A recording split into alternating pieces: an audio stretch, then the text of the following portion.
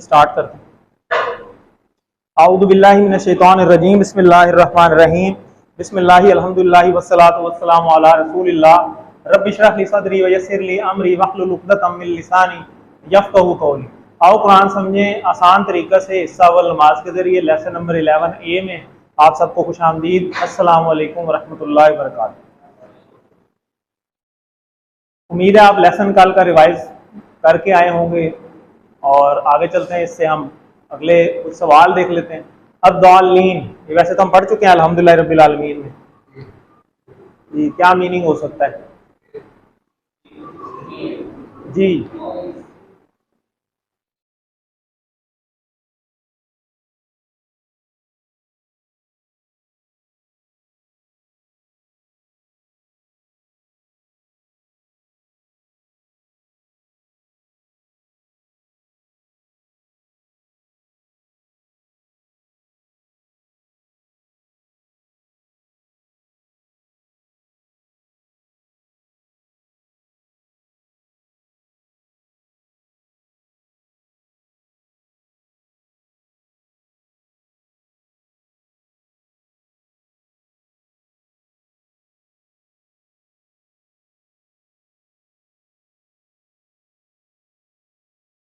पहला सेट आप ग्रामर में पढ़ चुके हैं।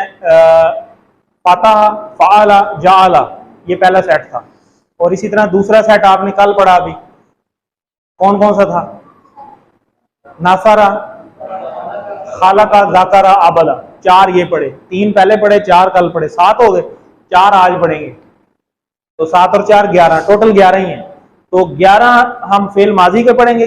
फेल माजी आज कंप्लीट हो जाएगा और 11 ही फिर जो है फिर इंशाल्लाह मिड के बाद यही वाले 11 इनको हम फेल मुदारे में देखेंगे कि मुदारे में ये कैसे तब्दील होते हैं।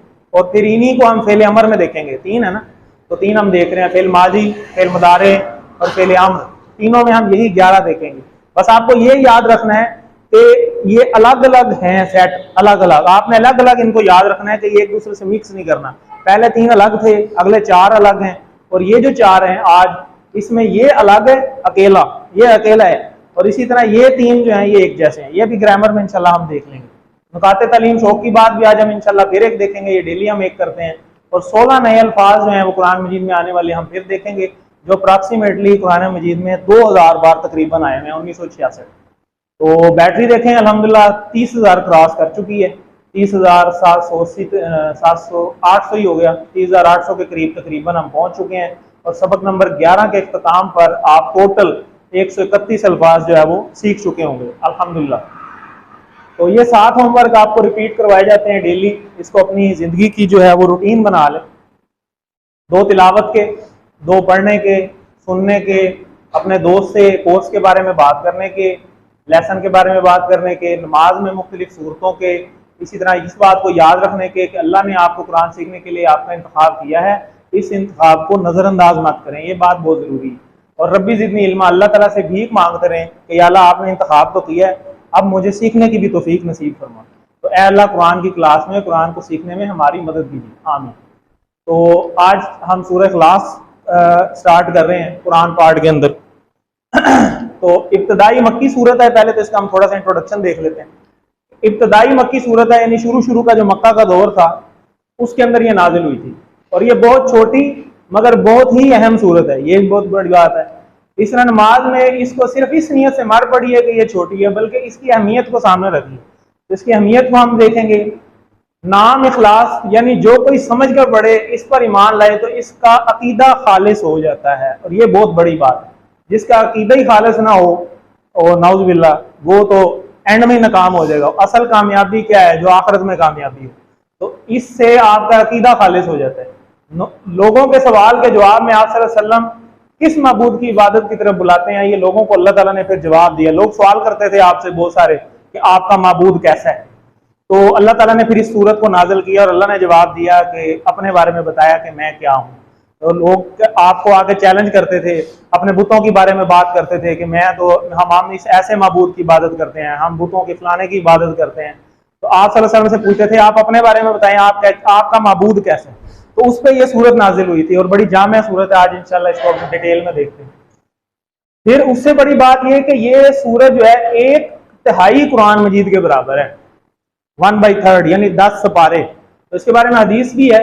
हदीस क्या है कि अबू दर्दा रज़ियल्लाहु ताला अन्हु बयान करते हैं कि नबी सल्लल्लाहु अलैहि वसल्लम ने फरमाया, हदीस का मफ़हूम क्या है कि नबी सल्लल्लाहु अलैहि वसल्लम फरमा रहे हैं कि क्या तुम में से कोई एक रात में कुरान का तीसरा हिस्सा पढ़ने से आजिज है? तो सहाबी आगे से फरमाने लगे कि सहाबा कराम कहने लगे, कुरान का तीसरा हिस्सा एक रात में हम कैसे पढ़ सकते हैं? तो बड़ा मुश्किल काम है रोज के 10 सपारे पढ़ लेना। तो आप सल्लल्लाहु अलैहि वसल्लम ने फरमाया कि कुल हुवल्लाहु अहद कुरान के तीसरे हिस्से के बराबर है।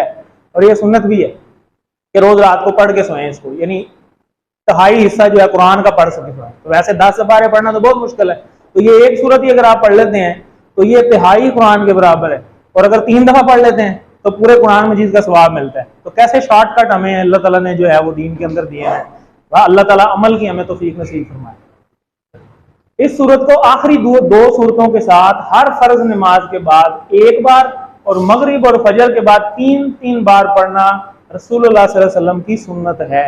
यानी आखिरी 2 सूरतें सूरह इखलास और सूरह फलक, मुअव्वज़तैन जिनको कहा जाता है, और ये सूरह इखलास, ये 3 सूरतें, सूरह इखलास, सूरह फलक और सूरह नास, ये 3 सूरतें हर नमाज के बाद एक दफा और फजर और मगरिब के बाद 3-3 दफा पढ़ना और जिस्म पे फूंक लेना, ये नबी पाक सल्लल्लाहु अलैहि वसल्लम की सुन्नत मुबारक है। इसमें अमल हमें करना चाहिए। तो आज से अमल करेंगे, सारे नियत करते हैं, सबको आती है माशाल्लाह ये तीनों सूरतें। तो हर नमाज के बाद एक दफा और फजर और मगरिब के बाद 3-3 दफा भी आप मगरिब पढ़ के आए। अब इसको सुन्नत बना लें, इसको अपनी भी, नबी पाक सल्लल्लाहु अलैहि वसल्लम की सुन्नत है, हमने इस पे अमल करना है, इसमें हमारी खैर है। तो फजर और मगरिब के बाद 3-3 दफा पढ़ के अपने हाथों पे फूंक के जिस्म पे फेर लेना, ये सुन्नत है। और रात को सोने से पहले भी एक दफा पढ़ लेनी चाहिए। तो हमको किसकी इबादत करनी चाहिए या माबूद कौन होना चाहिए, इसका बेहतरीन जवाब अल्लाह ताला ने सूरह इखलास में हमें दिया। तो तौहीद का तसव्वुर पेश करने के लिए बेहतरीन मुख्तसर सूरत कौन सी है? सूरह इखलास, जिसको आज इंशाल्लाह हम पढ़ेंगे। तो ये सूरह इखलास, इसमें बहुत सारे अल्फाज जो हैं वो हो सकता है आपको पहले से आते हों, क्योंकि 30,000 अल्फाज जो रिपीट हो रहे हैं वो बार बार आ रहे हैं, वो हम देख भी चुके हैं। जैसे कुल कह दीजिए, हुआ ये हम इशारा पढ़ चुके हैं, हुआ, हम, अंता, अना, अंतुम, नहनु, और इधर हिया, तो ये हुआ भी हमें पता है। अल्लाह, अल्लाह हमें पता है। अहद नाम भी है, अब्दुल अहद, कई लोग नाम रखते हैं अब्दुल अहद, एक अकेला। अल्लाह, अल्लाह समद, चलिए आज पढ़ लेंगे। लम आज पढ़ लेंगे, यलिद पढ़ लेंगे। वाह हमें पता है, और ये लम आ जाएगा, यूलद भी आ जाएगा। लाहू ये हम पढ़ चुके हैं, ठीक है। लाहू उसके लिए, लाहू, लाहुम, लका, ली, लकुम, लना, लहा, ये वही टेबल है, ठीक है। कुफुआन और अहद ये भी आज आ जाएगा। तो बाकी आज आगे देखते हैं। तो पहली आयत क्या है? कुल हुवल्लाहु अहद, कह दीजिए हुआ वो अल्लाह, अहद एक है। तो इसकी आप लफ्जी तर्जुमा देख लेते हैं। कुल आप कह दीजिए, ये फेले अमर में आता है। अभी अमर हम करेंगे आगे जाके मुदारे के बाद, तो वहां आपको ये बात समझ भी आ जाएगी। ये हुक्म देना या गुजारिश करना, जैसे हम पढ़ते हैं, तो अल्लाह ताला का तो हुक्म ही है, जाहिर है। तो अल्लाह ताला की तरफ से हुक्म हो रहा है कि कह दीजिए, नबी पाक सल्लल्लाहु अलैहि वसल्लम को हुक्म हो रहा है, तो उन पर वही नाजिल होती थी कि कह दीजिए कि वो अल्लाह एक है। कुल काला से ये निकला है, काला से कालू, जैसे हम यहाँ पढ़ते हैं ना, फ़अला फ़अलू, इसी तरीके से काला कालू, कुलता कुलतु, कुलतुम कुलना, ठीक है, कालत। तो ये अभी आगे आएगा इंशाल्लाह। वैसे तो ये वाला काला जो है ये QC2 के अंदर है, हमारे इस कोर्स के अंदर नहीं। तो हुआ और अल्लाह आप ऑलरेडी पढ़ चुके हैं, टिक भी लगे हुए। तो अहद, अहद बड़ा एक जामे लफ्ज है। अहद जो है वो अरबिक में कहा जाता है कि ऐसी अकेली चीज जो वाहिद ही हो, यानी उस जैसी कोई ना हो, ठीक है। यानी जैसे फर्ज करें ये मेरे पास एक चीज है, तो ये मेरे पास अकेली नहीं है, इसकी पता नहीं कितनी लाखों कापियां हैं और कितने लोगों के पास ये होगा, कितने लोगों के पास इस तरह की चीज होगी, और हो सकता है इससे बेहतर भी हो। तो अहद के मीनिंग अरबी में ऐसे आते हैं एक के, कि वो ऐसी वाहिद चीज है जो एक ही है और वही है, बस उस जैसी कोई नहीं है और उसको आप सोच भी ना सकें, यानी ऐसी जात, और वो जाहिर अल्लाह की जात ही है आहद, ठीक है। तो इसको सिंपल हम उर्दू में तो देखते हैं ना, आहद जैसे वाहिद है एक, तो शायद ये एक के मायने में है, लेकिन हमें ये पता होना चाहिए कि आहद अरबिक में हम कहते हैं कि ऐसा आहद के जो अकेला है, वाहिद हर तरह में, यानी सिफात में, अपने इख्तियारात में, हर लिहाज से मुनफरिद है, तो वो अल्लाह ताला की जात है। इसीलिए जो नाम रखते हैं ना, वो खाली आहद नहीं रखते, वो अब्दुल अहद रखते हैं, क्योंकि आहद ये अल्लाह के नामों में से भी है, ठीक है। तो आहद ये अल्लाह के ही जाहिर सूट करता है ये वर्ड। तो आहद एक अकेला, ठीक है, अल्लाह के लिए इस्तेमाल होता है। इसको हम तसव्वुर सास के साथ देख लेते हैं कि इसमें हमारे लिए क्या असबाब है। तो जात में अल्लाह ताला एक है, जाहिर है कि अल्लाह एक है, इसको माँ बाप भाई बहन बेटा किसी चीज की कोई जरूरत नहीं है। सिफात में अल्लाह ताला वाहिद है, अल्लाह अपनी सिफात में एक है, यानी इसकी सिफात वाला कोई नहीं। मसलन गैब को जानता कोई नहीं है, अल्लाह को पता है हर गैब का, ठीक है। कोई इसके जैसा नहीं सुन सकता, कोई इस जैसा देख नहीं सकता, कोई इस जैसा मदद नहीं कर सकता, कोई उस जैसा किसी काम को रोक नहीं सकता। अगर अल्लाह किसी काम को रोक दे, पूरी दुनिया भी इकट्ठी हो जाए, वो नहीं हो सकता, ठीक है। और अगर अल्लाह चाहे और पूरी दुनिया रोकना चाहे तो फिर पूरी दुनिया रोक नहीं सकती। तो यही अल्लाह ताला की खसूसियत है जो इस आहद के अंदर आती है। हकूक में भी अल्लाह ताला वाहिद है कि पूजा करना, प्रस्तिश करना और इबादत सिर्फ अल्लाह का ही हक है। जैसे हम नमाज में रुकू सजदा दुआ वगैरह, ये सिर्फ अल्लाह को ही जायज़ है और किसी से जायज़ नहीं है, क्योंकि ये अल्लाह की खसूसियत है। इख्तियारात में भी अल्लाह ताला वाहिद है, आहद है। अल्लाह के इख्तियारात में कोई शरीक नहीं है, ये हमारा अकीदा भी है। वाहदहू ला शरीक है अल्लाह ताला, यानी जब उसने कहा कि शराब हराम है तो कोई इसको हलाल नहीं कर सकता। किसी चीज को हलाल और हराम का कानून बनाने में और मौत और याद के फैसले वगैरह में इसका कोई शरीक नहीं है, बेशक। अब जायजा हमें लेना चाहिए कि सिर्फ अल्लाह ही सिर्फ जिंदगी का बंदगी का मुस्तहिक है, लेकिन कितनी बार हम अपने नफ्स की बंदगी करते हैं। जैसे हमने अजान में भी देखा था कि अल्लाह अकबर हम कहते तो हैं, लेकिन हम अपने कहीं नफ्स की पैरवी तो नहीं करते। क्या हमारे अमल जो है इस चीज को साबित करते हैं कि हम अल्लाह ताला को वाहिद अहद मान रहे हैं? और कितनी बार हम शैतान की इताअत कर लेते हैं। तो अल्लाह से दुआ कीजिए कि अल्लाह हमें सिर्फ अपनी ही इबादत की तौफीक दे, आमीन।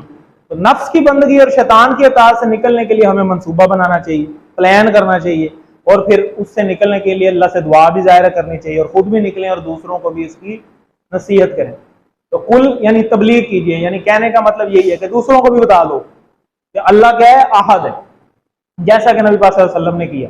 वल्लिमू, इसको एक बार देख लें, कुल हुवल्लाहु अहद, कह दीजिए वो अल्लाह एक है। आगे देखते हैं, इसका क्विज देख लेते हैं थोड़ा सा। तौहीद के अहम पहलू, तो ये चारों ही जो है वो अल्लाह ताला को ज़ाहिर सूट करती हैं। ये सारी चीजें ज़ात में, हकूक में, सिफात में, ताकत में अल्लाह पाक क्या है, अहद है। तो अगर मैं शैतान की सुनता हूं तो इसका मतलब ये है कि मैं जी ये हो जाएगा फिर तो हमें इससे बचना चाहिए। जिसकी मानते हैं ज़ाहिर है उसके मतलब उसी की इताअत हो रही है। तो अगली आयत आ गई, अल्लाह समद, अल्लाह हमें ऑलरेडी पता है। असमद ये इसम है, अलिफ लाम इसमें लगा हुआ है। समद कहते हैं बेनियाज जात, ठीक है, जिससे यानी जिसको किसी की कोई परवाह ना हो, ठीक है, और बाकी सारे उसके मोहताज हों हर काम के लिए, ठीक है। अल्लाह किसी का मोहताज नहीं है किसी भी काम में। अल्लाह ताला जो भी डिसीजन ले उसको कोई पूछने वाला नहीं है। तो समद जात, बेनियाज जात, जो किसी पर डिपेंडेंट ना हो, बेनियाज, सब उसके मोहताज हैं और वो किसी का मोहताज नहीं। अल्लाह समद, वो किसी का मोहताज नहीं है और सब उसके मोहताज हैं, सारों ने उसी की तरफ रुजू करना है, ठीक है। उसकी मर्जी है, वो किसी के साथ जो करे, हाँ करे ना करे, वो अल्लाह ताला के ऊपर डिपेंड करता है।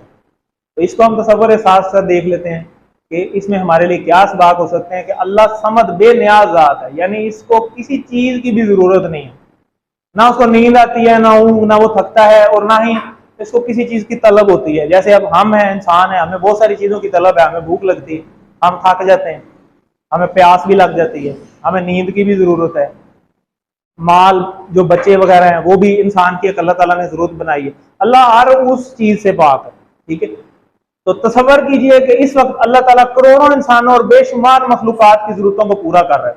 और इस तरह अल्लाह की इज़्ज़त को जहन में लाते हुए अगर इस आयत को हम पढ़ें तो हमें बेहतर तसव्वुर होगा कि कितनी मखलूक है दुनिया में। ये तो खाली इंसान है 8-9 अरब, और उसके अलावा कितने हैं, मछलियां कितनी हैं, 70% तो पानी है ना। तो वो जो पानी है उसके अंदर 70% मखलूक है, और वो जो सिर्फ 30% बाकी बचता है वो सिर्फ जमीन वाला हिस्सा है। और उस छोटे से जमीन के हिस्से पे ही 8-9 अरब जो है सिर्फ इंसान है। और उसके बाद फिर उसमें जानवर कितने हैं जो खुश्की पे रहते हैं, वो कितनी तरह के हैं।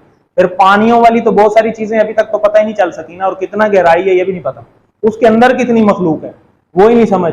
तो कितनी मखलूक है, कितनों को अल्लाह ताला कंट्रोल कर रहा है, तो ये अल्लाह ताला की जात ही है, इसीलिए कहते हैं अल्लाह अकबर। तो ये फिर इसका मफहूम हमें बेहतर तरीके से समझ आएगा कि अल्लाह अकबर क्या चीज है। तो ये दुआ भी कर सकते हैं, अल्लाह तू मेरी जरूरतों को आज तक पूरा करता रहा, अल्लाह आगे भी तूने ही करनी है, तो अल्लाह आगे भी कर, ए अल्लाह मुझे तो सिर्फ अपना ही मोहताज बना, किसी और का मोहताज ना रहा, आमीन। तो अल्लाह समद, अल्लाह बेनियाज है। समद का मतलब बेनियाज। आगे देखते हैं, लम यलिद वलम यूलद, ये लम ऑलरेडी मैंने आपको कहा था, बताया था कि डिड नॉट जब पास्ट में बताया हो, ठीक है। तो इसको हम देखते हैं, और ना इसने किसी को जना, यानी पहले की बात हो रही है कि पहले भी कभी इसने किसी को नहीं जना। वलम, और ना ही यूलद वो जना गया, ना उसने किसी को जना है ना वो खुद जना गया, ठीक है। लम डिड नॉट और लन जो है ये आगे फ्यूचर की बात होती है, ये भी आगे भी सूरत में आ जाएगा, ये विल नॉट के मायने में आता है। और इसी तरह जैसे हम जवाब देते हैं ना सवाल जवाब में, हम माँ लगा देते हैं, जैसे कल हमने लगाया हल खाला का शही उन, हल खाला का शही अन, तो हमने क्या जवाब दिया था, माँ खाला का शही, यानी नहीं। माँ भी नहीं के मायने में आता है और ला भी नहीं के मायने में आता है, चार ना है, ठीक है। एक ला है, एक माँ है और दो ये है, ठीक है। ये दो, एक विल नॉट में है, एक डिड नॉट में। तो लम नहीं, यलिद उसने जना। अब यलिद जो है ये इस उर्दू के बहुत सारे अल्फाज हैं, जैसे वालिद, वालदा, वालदैन, औलाद, विलादत, मिलाद, तो यहां से हम इसको याद रख सकते हैं कि यलिद। वालम यूलद, इसके तीन टुकड़े हैं, ठीक है। वा और नहीं, यूलद वो जना गया, यहाँ उसने खुद किसी को नहीं जना और वो खुद भी नहीं किसी से जना गया। तो ये हमारे, ये अल्लाह ताला अपनी डेफिनेशन बता रहे हैं। कफार पूछते थे ना बार बार, तो उनको नबी पाक सल्लल्लाहु अलैहि वसल्लम ने फिर ये वही के जरिए जब नाजिल हुई तो फिर बताया। तो यलिद ये एक्टिव वॉइस है और यूलद वो जना गया वो ये पैसिव वॉइस है, जैसे इंग्लिश में हम एक्टिव वॉइस पैसिव वॉइस पढ़ते हैं, तो इसी तरह ये अरबिक में है। तो इसी को हम एहसास सबर के साथ देख लेते हैं। लम यलिद व लम यूलद, ना इसकी कोई औलाद है और ना वो किसी की औलाद है। जब तक जिस तरह इंसान थक जाता है तो इसके दिल को बहलाने के लिए बच्चे अल्लाह ताला ने बनाए हैं। जब इंसान बूढ़ा हो जाता है तो बच्चे इसके सहारा बन रहे होते हैं। जब इंसान मर जाता है तो ही बच्चे इसका नाम जारी रखते हैं, यानी नस्ल को जारी रखते हैं। तो अल्लाह ताला इन सारी कमजोरियों से पाक है, उसको तो किसी चीज की जरूरत नहीं है। वो थकता नहीं है, ना बोर होता है, ना बूढ़ा होता है, वो हमेशा से है, हमेशा रहेगा। इसके लिए इसको कोई बाप है ना, इसका कोई बाप है ना माँ है, और वो हमेशा रहेगा। इसके लिए ना इसको किसी औलाद की जरूरत है। यानी ये समद की एक मैक्सिमम डेफिनेशन है, और भी बहुत सारी हो सकती हैं कि अल्लाह ताला बेनियाज ज़ात है, उसकी कोई रिश्तेदारी नहीं है, ठीक है। जैसे हमारे रिश्तेदार है ना, हम डिपेंडेंट हैं एक दूसरे के ऊपर, ठीक है, लेकिन वो डिपेंडेंट नहीं है, हम डिपेंडेंट है अल्लाह ताला पे। हमें अल्लाह की जरूरत है, हमें अल्लाह ताला से अपना रिलेशन मजबूत करने की जरूरत है। इस आयत को पढ़ते हुए इस पैगाम को 150 करोड़ ईसाइयों तक पहुंचाने की जिम्मेदारी को महसूस कीजिए, जो ये गलत अकीदा रखते हैं कि हजरत ईसा अलैहिस्सलाम नाउजुबिल्लाह अल्लाह के बेटे हैं। यही बना दिया था ना उन्होंने, और कहते थे कि नाउजुबिल्लाह फरिश्ते जो हैं वो अल्लाह की बेटी हैं। तो फिर कुरान में पूरी सूरतें भी नाजिल हुई, आयात भी नाजिल हुई। तो ये बहुत बड़ा जो है वो उनको ये बहुत बड़ा जवाब है कि ऐसा हो ही नहीं सकता। तो ये जवाब जो है वह हमारी भी जिम्मेदारी है कि हम खुद भी अमल करने वाले बने और इस पैगाम को उन तक पहुंचाएं तबलीग के जरिए। तो तसव्वुर के साथ से प्रैक्टिस एक दफा कर लीजिए। लम डिड नॉट, यलिद उसने जना, ठीक है, उसको किसी ने जना, इसी तरह वलम और नहीं वो जना गया, ठीक है जी। लम यलिद के मायने जी, ठीक है, डी उसने नहीं जना, ठीक है। वलम यकुन लहू कुफुवन अहद, अगली आयत आ गई, और नहीं है उसका हमसर कोई, उसकी बराबरी का भी कोई नहीं, ठीक है। तो इसको हम देख लेते हैं। इसके आगे तीन टुकड़े हो गए, वाह हमें ऑलरेडी पता है और लम हम ऑलरेडी पढ़ चुके हैं, डिड नॉट, ठीक है। यकुन, यकुन कहते हैं है को, ठीक है, इसका मीनिंग होता है और नहीं है। लहू हमें ऑलरेडी पता है, टिक लगा हुआ है उसका, ये हमने टेबल पढ़ा हुआ है, लहू, लहुम, लका, ली, लकुम, लना, लहा, ये ऑलरेडी आप पढ़ चुके हैं। उसका, तो उसका, उसके लिए लकुम दीनुकुम वलिय दीन, उसमें भी ये चीजें आ चुकी हैं। कुफुवन कहते हैं हम सर या बराबरी, कुफुवन कहते हैं हम सर या बराबरी, टक्कर के लोग, ठीक है। तो उसकी टक्कर का कोई भी नहीं है, वो तो सबसे बड़ी जात है, ठीक है। जैसे हम रिश्ता तय करते वक्त कुफुवन का ख्याल रखते हैं, कुफुवन कहते हैं इस तकड़ी को भी कहते हैं कि लड़की का खानदान और लड़के का खानदान हम जरा बराबरी देख रहे होते हैं। तो ये इसी तरीके से ये कुफुवन है, बराबरी, लेकिन अल्लाह की तो कोई बराबरी नहीं कर सकता, ठीक है। तो ये तो इसी तरह आहद, आहद ये भी टिक लगा हुआ है। अभी पिछली आयत में हम देख चुके हैं कि अकेला, एक मुनफरिद अकेला, तो उस जैसा अकेला कोई भी नहीं। तो कुल हु अल्लाहु अहद, उसमें भी ये चीज आई कि एक सिर्फ अल्लाह के लिए, और यहाँ पे वलम यकुल्लहु कुफुवन अहद, तो यहाँ पे कुफुवन अहद, यहाँ पे इसका मायने जो है वो कोई में आ रहा है कि उस जैसा कोई नहीं है, उसका जो है बराबरी का कोई नहीं। तो इसको हम एहसास तसव्वुर के साथ एक बार देख लेते हैं। दुआ, एहतिसाब, प्लान और तबलीग के अंदर इसमें हमारे लिए क्या असबाक हैं। तो ये चार चीजें याद रखने वाली हैं कि अल्लाह ताला जो है उसका कोई जो है बराबरी नहीं है। किस चीज में? चार चीजों में, उसकी जात में, उसकी सिफात में। अब सिफात कौन सी हैं? उसके 99 नाम है अल्लाह ताला की, तो वो 99 नाम अल्लाह ताला की सिफात है, वो 99 नाम जो है वो अल्लाह की सिफात है, और वो 99 ही नामों के अंदर उस जैसा कोई भी नहीं है।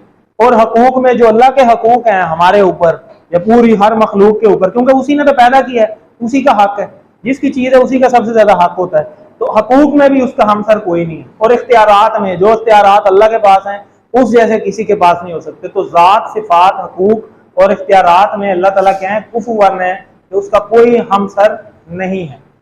तो क्या मेरे जहन में कोई और भी है जिससे मैं डरता हूं? ये हमें जरा एहतसाब करने की जरूरत है। किसी और से हमें उम्मीदें लगी हुई हैं, किसी और को ताकतवर मैं समझता हूँ अल्लाह के आगे, नाउजुबिल्लाह। तो दुआ क्या करनी चाहिए कि अल्लाह तू ही मेरे लिए काफी हो जा। बस जिसको अल्लाह मिल गया उसको सब कुछ मिल गया, उसको किसी चीज की जरूरत नहीं। यानी मेरी हिफाजत कर और मेरी जरूरतों को पूरा कर, अल्लाह ही जरूरतों को पूरा करने वाला है बेशक। तो मोहब्बत से बार बार पढ़िए। अब यहाँ पे एक हदीस मुबारक भी है कि एक सहाबी नमाज में हर रकत में सूरह इखलास ही पढ़ते थे, हर रकत में। तो फिर रसूलुल्लाह सल्लल्लाहु अलैहि वसल्लम ने उनसे सवाल किया कि वो आप ऐसा क्यों करते हैं? तो उन्होंने जवाब दिया कि मुझे ये सूरत बड़ी पसंद है। ठीक है, रसूलुल्लाह सल्लल्लाहु अलैहि वसल्लम ने फरमाया कि इस सूरत में से तुम्हारी मोहब्बत ने तुम्हें जन्नत में दाखिल कर दिया। सिर्फ ये देख लें, कुल हुवल्लाहु अहद, इससे उन्हें बड़ी मोहब्बत थी कि इसमें अकीदा पाक होता है। तो अल्लाह ताला की तारीफ है ना सारी, तो वो इस मोहब्बत से उसको हर रकत में यही पढ़ते थे। तो नबी सल्लल्लाहु अलैहि वसल्लम ने उनसे पूछा कि आप हर रकत में इसको ही क्यों पढ़ते हैं? तो उन्होंने आगे से बड़ा प्यारा जवाब दिया कि मुझे इससे मोहब्बत है। तो उस मोहब्बत की वजह से देखें, एक सूरत है सिर्फ, तो जो कुरान से ताल्लुक बनाएगा क्या वो जन्नत से रह जाएगा? हो ही नहीं सकता। इसी तरह सूरह मुल्क है कि रात के टाइम जो पढ़ते हैं, तो आप डेली उसको जो है अपनी आदत बना लें, सोने से पहले सूरह मुल्क की तिलावत जरूर करें। वो कब्र के अजाब से महफूज रखने वाली है और जन्नत में दाखिल करवाएगी इंशाल्लाह। तो पूरा कुरान से जिसका ताल्लुक बन जाएगा वो हर जगह से बच जाएगा इंशाल्लाह। तो इससे हम ताल्लुक बनाने के लिए माशाल्लाह आप जो है इस क्लास में मौजूद हैं, और दुआ भी करें कि अल्लाह आप हमें यहाँ तक ले आए। अब आगे हमें जो है वो अमल की भी तौफीक नसीब फरमाए, आमीन। तो नोट कीजिए कि अल्लाह के रसूल सल्लल्लाहु अलैहि वसल्लम ने सूरत से मोहब्बत का जिक्र किया है, ना कि ये कि बार बार पढ़ने का। मोहब्बत होनी चाहिए दिली। तो हमको इस सूरत से मोहब्बत को पैदा करने के लिए पूरी कोशिश करनी चाहिए। ये मोहब्बत किस तरह आएगी? ठीक है, कुछ बातें यहाँ पे बात में अर्ज भी की जा रही हैं। जैसा कि फर्ज करें एक एग्जाम्पल है, अगर किसी शख्स से आप पहली बार मिलें तो तारफ शुरू हो, और अगर इसके रिश्तेदार कोई वजीर, मशहूर खिलाड़ी, बहुत बड़ा ऑफिसर या ताजर वगैरह हो, तो वो किसी ना किसी बहाने इसका जरूर जिक्र करता है।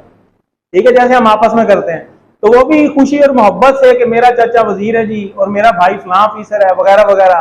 तो याद रखिए अल्लाह तो हमारा खालिक, राज़िक और सब कुछ ही है, तो वो हमको मुसलसल देता ही चला आ रहा है और हमें 70 माओं से ज्यादा मोहब्बत करता है। तो फिर क्यों ना उसका भी हम जिक्र करें।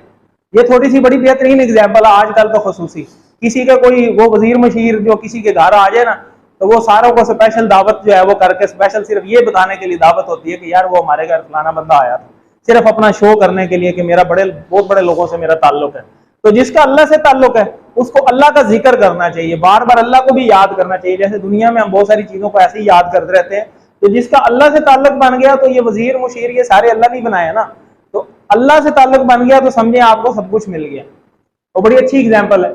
इसी तरह लम यकुल्लहु कुफुवन अहद, इसके जैसा माफ करने वाला भी कोई नहीं है, इसके जैसा देने वाला भी कोई नहीं है, इसके जैसा हर जरूरत को पूरा करने वाला, मोहब्बत से ख्याल रखने वाला कोई नहीं है। अल्लाह के 99 नाम, जैसा कि पहले भी बात हुई, तो सारी सिफात अल्लाह ताला की ही है। ये सारी बात भी अभी हो चुकी है।